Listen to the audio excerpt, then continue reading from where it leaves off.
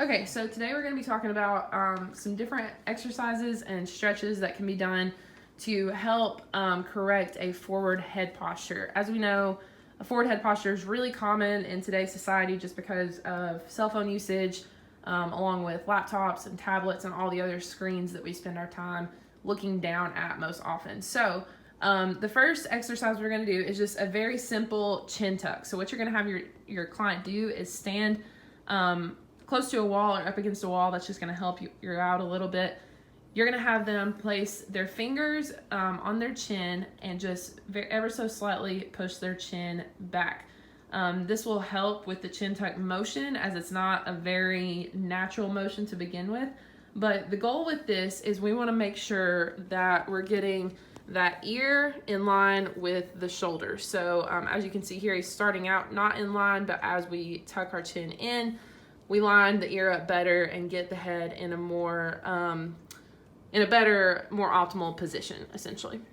You can also do this movement lying down supine on the ground. This can be done as a modification if your client is having a hard time performing this movement standing up. The next movement, we're going to use that same chin tuck that we just learned and we just taught our client. If you did have to modify with your client, have them lie down on the ground, this may be a stretch that you have to progress to, as this needs to be done standing. But essentially what you're going to have your client do is perform that same chin tuck, get their chin pushed back, and from that position, then just roll their head forward. This is going to really isolate the muscles in the back of the neck here, get a really good stretch posteriorly to help loosen up those muscles that have tightened up from being in a forward head posture position. For our next movement, we're going to do a little bit of a chest and anterior shoulder stretch here. A lot of times with your forward head posture, you're going to also have a little bit of a rounded shoulders or kyphotic posture as well. So we want to correct that and make that better. And the first step there is to just loosen up those front muscles that are pulling us forward and also pulling the head forward. So here you'll have your client open up a door, find a doorway, and have them place either one or both, if your doorway is big enough, arms out to their side, elbows at a 90-degree angle, and then you're just going to slightly lean forward. This does not have to be a very big movement. As a matter of fact, if you go too far, it can place excess stress on the shoulder, so we don't want to go very far at all. Just want to lean forward slightly. Feel a good stretch there in the front of the shoulder and in the chest as well. Again, as I mentioned, with the forward head posture, you often have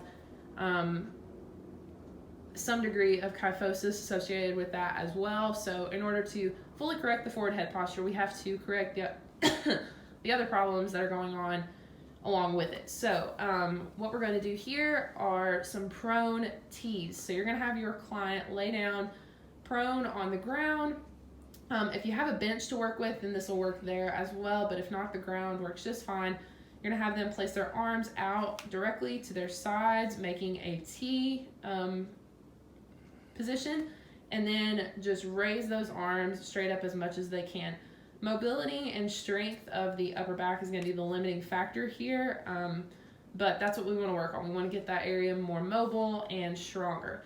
If you have clients who are particularly weak or immobile, a modification you can do is a W instead of a T. So you're just going to bring those arms in to almost a 90-degree angle, not quite, and then from there we're doing that same movement. We're just lifting the arms up as high as we can. A couple of other things to note outside of exercises and stretches that can be helpful for correcting an anterior or forward head tilt, are making sure that you have a firm pillow for your client that supports a neutral neck. That way you're not making your forward head posture worse in your sleep without even realizing it, because some pillows can do that. And you also want to make sure that your client has an ergonomic workspace. So making sure they have a chair that supports their low back, it's not too high, not too low, as well as making sure their computer or whatever they work with is in a good space where they're not having to look down or up, but rather they can look straight ahead and not off to one side or the other.